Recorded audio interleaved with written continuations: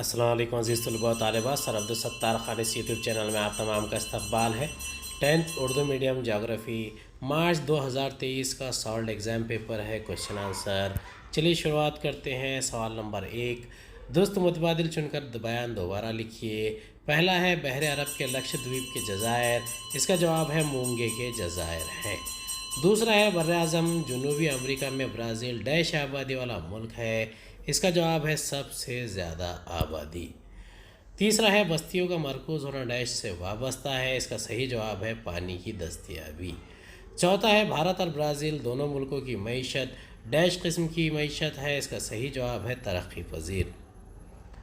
मुनासिब जोड़ियाँ लगाइए। Trans Amazon रास्ता, कांटेदार जंगलात, मैदानी इलाका, ब्राज़ील का मकबूल खेल। इसके जवाबात है, पहले का जवाब है अहम रास्ता, दूसरा कांटेदार जंगलात खेजरी, तीसरा मैदानी इलाका पंजाब, चौथा ब्राज़ील का मकबूल खेल फुटबॉल। मुख्तसर नोट लिखिए। कोई दो इलाक़ाई सैर के लिए दरकार अशिया ब्राज़ील का साहली इलाका। पहले का जवाब है इलाक़ाई सैर के लिए आप कौन कौन सी अशिया साथ लेंगे। इसका जवाब है इलाक़ाई सैर के लिए हम मंदरजा झैल अशिया साथ लेंगे। पहला है मालूमात दर्ज करने के लिए बयास, कलम, पेंसिल, पैमाइशी पट्टी, कैमरा, दूरबीन वगैरह। दूसरा मकाम की सिमत तय करने के लिए ख़ुतुबनुमा और गहरे मुताले के लिए नक्शा। तीसरा इलाक़ाई सैर के मकसद के लिहाज से मालूमात इकट्ठा करने के लिए सवालनामा। चौथा इलाक़े से पानी, मिट्टी, नबातात, पत्थरों वगैरह के नमूने इकट्ठा करने के लिए कागज़ी थैली या बंद ढक्कन वाले डिब्बे। इनके अलावा टोपी, पानी की बोतल, फौरी इलाज का बक्स वगैरह। अगला सवाल है ब्राज़ील का साहिल इलाक़ा जहाँ इसका जवाब है पहला नुक्ता है ब्राज़ील को तकरीबन 7,400 किलोमीटर लंबाई का साहिली इलाक़ा मैसर है। इस साहिली इलाक़े को दो हिस्सों शुमाली साहिली इलाक़ा और मशरक़ी साहिली इलाक़े में तकसीम किया जाता है। दूसरा शुमाल में आमापा से लेकर मशरक़ में रियो ग्रांडे दोनार्ते तक के साहिल को शुमाली बहर ओक़यानूस का साहिल कहा जाता है। वहाँ से आगे जनूबी सिंध में फैले हुए साहिल को मशरक़ी साहिल कहा जाता है। तीसरा शुमाली साहिल पर अमेज़न और इसके कई माविन दरिया आकर मिलते हैं, इसलिए ये साहिल नशीबी बन गया है। इस साहिल पर मारा जो जज़ीरा, खलीज मारा और खलीज साओ मार्कोस वाक़ है। मारा जो साहिली जज़ीरा है जो अमेज़न और टोकिंटस दरियाओं के दरमियान तैयार हुआ है। चौथा ब्राज़ील के मशरक़ी साहिल पर कई छोटे और बड़े दरिया आकर मिलते हैं। इस खित्ते में साओ फ्रांसिस्को एक बड़ा दरिया है जो बहरे ओक़यानूस में जा मिलता है। इस साहिल पर दूर दूर तक फैले हुए रेतीले साहिल और रेतीले टीले जगह जगह दिखाई देते हैं। कुछ हिस्सों में इस साहिल की हिफाजत मूंगों के चबूतरों और मूंगों के जज़ायर के ज़रिए होती है। अगला सवाल है भारत के नक्शे में निशानदेही कीजिए। इसका जवाब है पहला है मरकज़ का ज़ैर इंतज़ाम इलाक़ा दमन, दूसरा है कन्याकुमारी, तीसरा है सर्द सहरा लद्दाख, चौथा है चिल्का झील, पाँचवा है मगरबी साहिल का ज़्यादा बारिश का इलाक़ा और छठा है शुमाली भारत का गुंजान आबादी वाला इलाक़ा। ब्राज़ील के नक्शे का मुशाहिदा कीजिए और सवालात के जवाबात लिखिए। ब्राज़ील का अहम दरिया कौन सा है। ब्राज़ील के अहम जजीरे का नाम लिखिए। उरुग्वे दरिया किस सिमत बहता है। साओ फ्रांसिस्को दरिया किस बहर में जाकर मिलता है। शुमाली बहर ओक़यानूस में मिलने वाले किसी एक दरिया का नाम लिखिए। इसके जवाबात है पहले का जवाब है ब्राज़ील का अहम दरिया अमेज़न दरिया है। दूसरा का जवाब है ब्राज़ील का अहम जज़ीरा मारा जो जज़ीरा है। तीसरे का जवाब है उरुग्वे दरिया मुल्क के मगरबी इलाक़े की सिमत बहता है। तीसरा साओ फ्रांसिस्को दरिया शुमाली बहर ओक़यानूस में जाकर मिलता है। पाँचवा शुमाली बहर ओक़यानूस में मिलने वाला दरिया अमेज़न है। जोग्राफ़ी वजूहात लिखिए। कोई दो ब्राज़ील के मशरक़ी साहिली इलाक़े में आबादी का गुंजानपन ज़्यादा है। ब्राज़ील में माहौल दोस्त सयाहत को ज़्यादा तरक्की दी जा रही है। हिमालय के बुलंद इलाक़ों में नबातात की तादाद कम है। शुमाल मशरक़ी मानसूनी हवा की वजह से भारत में बारिश होती है। इसके जवाबात है पहला है शुमाल मशरक़ी मानसूनी हवाओं की वजह से भारत में बारिश होती है। इसका जवाब है पहला नुक्ता है भारत में ख़ुसूसन जुनूब मगरबी मौसमी हवा की वजह से बारिश होती है। ये जुनूब मगरबी मौसमी हवाएं भारत के जुनूब से भारत में दाखिल होती है और रफ्ता रफ्ता शुमाल की तरफ बढ़ती हैं। بھارت کی سرزمین پر بہنے والی یہ جنوب مغربی موسمی ہوائیں ہمالیہ کے شمالیک اور ہماچل کے سلسلوں سے ٹکرا کر واپس بحر ہند کی طرف پلٹتی ہیں۔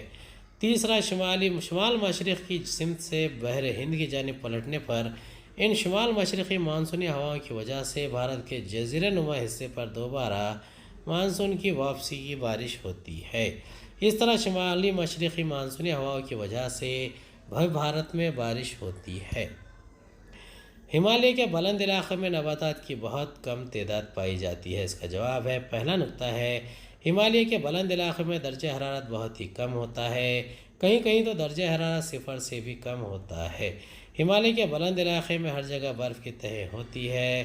دوسرا نقطہ، انتہائی سرد آب و ہوا اور برف کی تہوں کی وجہ سے ہمالیہ میں نباتات کی افزائش بڑے پیمانے پر نہیں ہوتی۔ تیسرا، موسم گرما میں ہمالیہ کا درجہ حرارت نسبتاً زیادہ ہوتا ہے اور برف بھی پگھلتی ہے۔ چنانچہ موسم گرما میں ہمالیہ میں موسمی پھول پتے لگتے ہیں، لیکن موسم سرما کے آتے ہی یہ ختم ہو جاتے ہیں۔ اس لیے ہمالیہ کے بلند علاقے میں نباتات بہت کم پائی جاتی ہے۔ اگلا سوال ہے، درج ذیل اعداد شمار کی مدد سے سادہ ستونی ترسیم بنائیے اور سوالوں کے جواب لکھیے۔